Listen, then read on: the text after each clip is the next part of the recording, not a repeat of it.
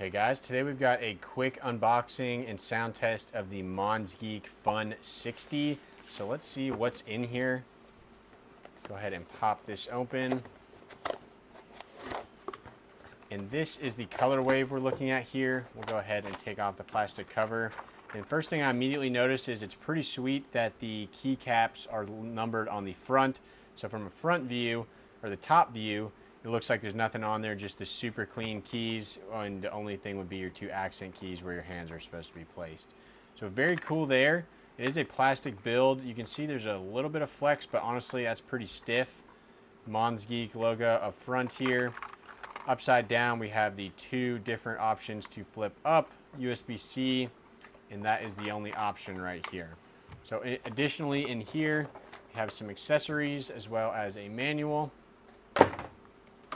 Let's see what kind of accessories this came with. We've got our USB-C cable and a switch puller. So very standard, but let's go ahead and do a sound test of this bad boy and see. It looks cool, but how does it sound?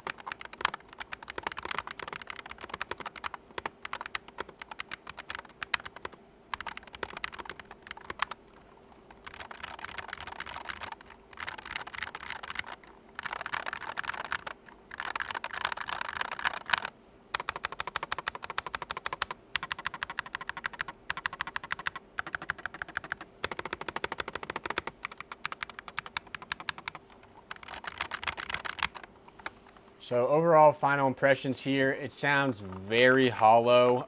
It is a very budget keyboard, but the sound is very, very hollow. Kind of hard to justify that unless you just don't really care about the sound. You just want a nice, cool colorway board with the logos down in front. It does look pretty clean.